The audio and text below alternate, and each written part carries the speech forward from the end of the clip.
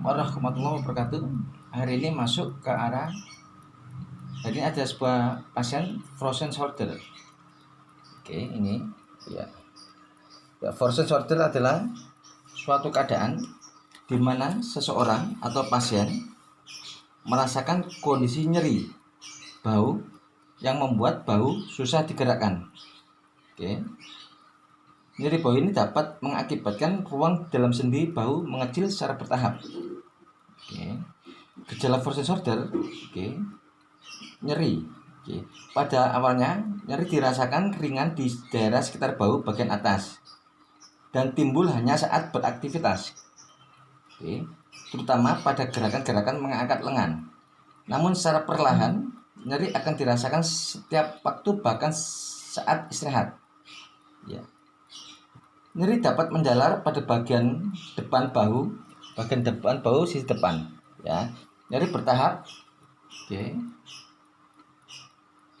menjalar pada depan bahu sisi lengan. Pada kondisi frozen shoulder, ya, otot kehilangan kekuatan, otot kehilangan kekuatan dan kemampuan gerak, terutama pada gerakan-gerakan yang menempatkan lengan ke belakang punggung. Jadi saat tangan digerakkan lemah, nggak ada kekuatan dan timbul rasa sakit.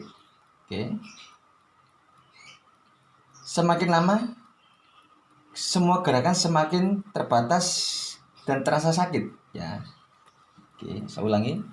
Ya, frozen shoulder. Ya, frozen shoulder adalah suatu keadaan di mana seseorang pasien merasakan nyeri di sekitar daerah bahu, ya. Ini nyeri sekitar daerah bahu, ya. Ini di sekitar bahu merasa nyeri, ya. Nyeri bahu ini dapat mengakibatkan ruang di dalam sendi bahu mengecil karena dalam kondisi frozen shoulder orang malas bergerak karena posisi dia mengangkat tangan tidak bisa. Saat dia mengangkat gerakan tangannya terasa nyeri, sakit sehingga dia malas bergerak akhirnya. Sehingga otomatis ototnya semakin lama semakin mengecil, atrofi. Ya. Sekali lagi, gejala frozen shoulder, ya, nyeri. Nyeri pada awalnya dirasakan ringan di sekitar daerah bahu bagian atas, ya, dan timbul hanya saat beraktivitas, terutama pada gerakan-gerakan pasien atau orang tersebut mengangkat tangannya ke atas. Jadi posisi tangan diangkat ke atas sakit, ya, ke samping sakit. Jadi ya, terbatas, gerakannya terbatas. Penyebab frozen shoulder, ya. Bahu ini kan memiliki kapsul pelindung berupa jaringan-jaringan. Ini berupa jaringan-jaringan, ya. Ya. Dan saling berhubungan. Kapsul ini melindungi tulang, ligamen, tendon, dan bahu. Frozen shoulder terjadi, ya.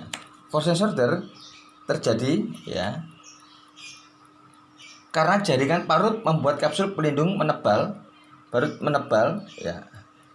Jaringan parut menebal, ya, dan menempel di sekitar bahu sehingga membatasi ruang gerakan, membatasi pergerakan bahu. Ya.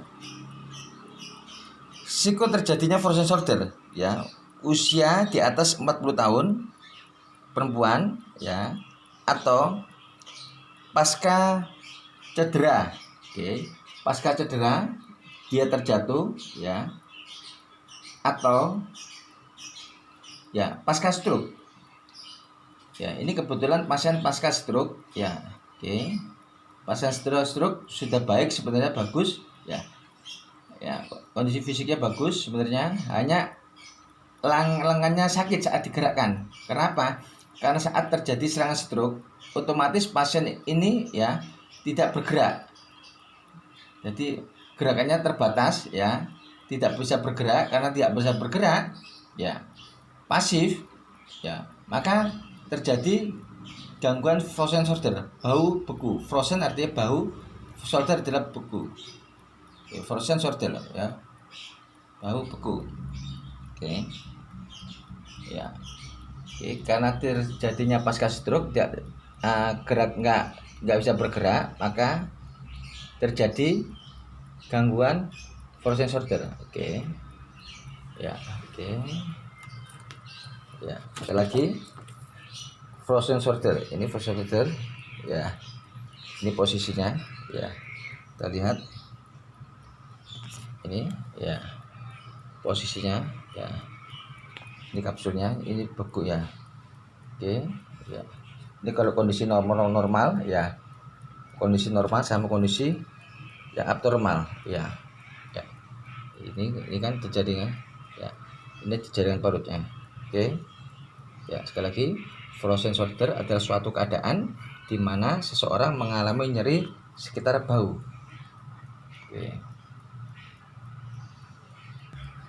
Ya, sekali lagi, ini pasien frozen shoulder. Seulang, frozen shoulder adalah suatu keadaan di mana seseorang mengalami nyeri pada area sekitar bahu. Ya, cirinya bahu pasien akan merasakan sakit saat dia digerakkan. Jadi posisi tangan tidak bisa diangkat. Jadi tangan nggak bisa diangkat, digerakkan naik ke atas. Kalau diangkat timbul sakit. Ada terbatas. Ya. Gerakan terbatas, nggak bisa maksimal. Ya, yang harusnya bisa diangkat gini, ya terbatas.